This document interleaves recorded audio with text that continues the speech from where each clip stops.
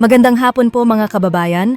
Bago tayo magsimula, huwag kalimutang i-like ang video na ito, i-share para mas marami ang ma-inform, mag-follow or mag-subscribe sa ating Facebook at YouTube channel, i-click ang notification bell para lagi kayong updated sa mga latest weather updates.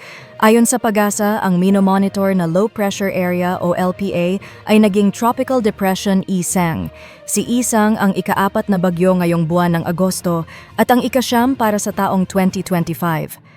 Ayon sa Pag-asa, nasa paligid na ng kasiguran, Aurora ang sentro ni Tropical Depression Isang. Bagamat mahina ito, inaasahan pa rin ang mga pag-ulan sa malaking bahagi ng Luzon at Visayas.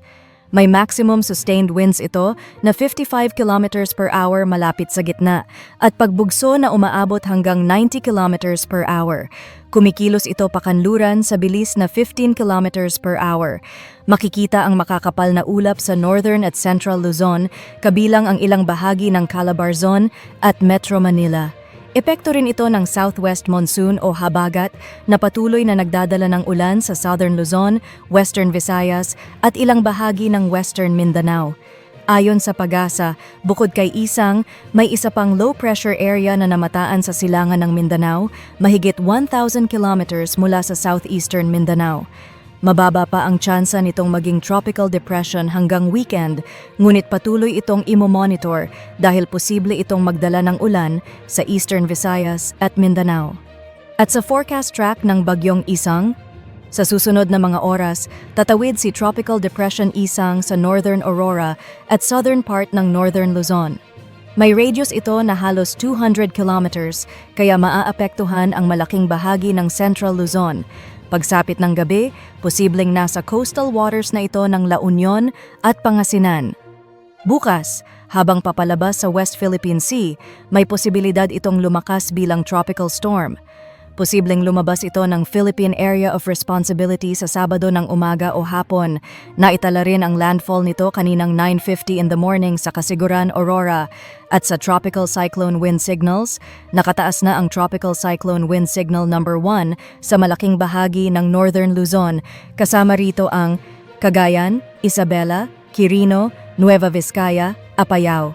Buong Cordillera Region, Kalinga, Abra, Mountain Province, Ifugao at Benguet. Ilocos Region, Ilocos Norte, Ilocos Sur, La Union, Pangasinan. Aurora at northern at central parts ng Nueva Ecija. May posibilidad na magdagdag pa ng area sa signal number 1 habang tumatawid si Isang. Ngunit mababa ang tsansa na tumaas ito sa signal number 2 dahil nananatiling tropical depression si Isang. At sa rainfall forecast, inaasahan ang hanggang 200 mm ng ulan sa Aurora, Quirino, Nueva Vizcaya, Benguet, La Union, Pangasinan, Zambales, Bataan at Occidental Mindoro. Sa susunod na 24 hours, 50 to 100 mm ng ulan ang posibleng maranasan sa Cagayan, Isabela, Ifugao, Central Luzon, Quezon at Camarines provinces. Sa Metro Manila, Calabarzon at Mimaropa, may 50 to 100 mm din ng ulan na dulot ng habagat. Ang ganitong volume ng ulan ay maaaring magdulot ng pagbaha, lalo na sa low-lying areas, at ng landslides sa mga bulubundukin.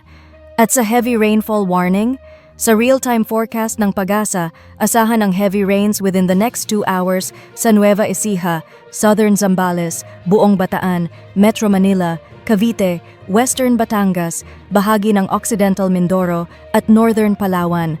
Maaaring magdulot ito ng pagbaha sa mababang lugar.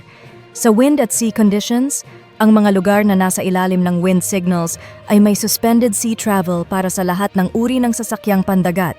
Kahit sa mga lugar na walang wind signal, pinapayuhan pa rin ang mga maliliit na bangka na huwag munang pumalaot sa West Philippine Sea, Calabarzon at Bicol Region dahil sa malalakas na alon dulot ng habagat.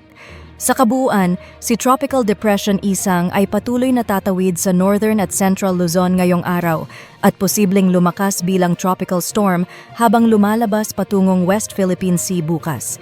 Samantala, ang habagat ay patuloy na magdadala ng scattered rains and thunderstorms sa southern Luzon, Visayas at Mindanao. At yan ang ating latest weather update ngayong hapon. Mga kababayan, manatiling alerto at maging handa sa posibleng pagbaha at landslides. Kung nagustuhan nyo ang update na ito, huwag kalimutang i-like, i-share at mag-follow or mag-subscribe para lagi kayong updated sa mga susunod na weather reports.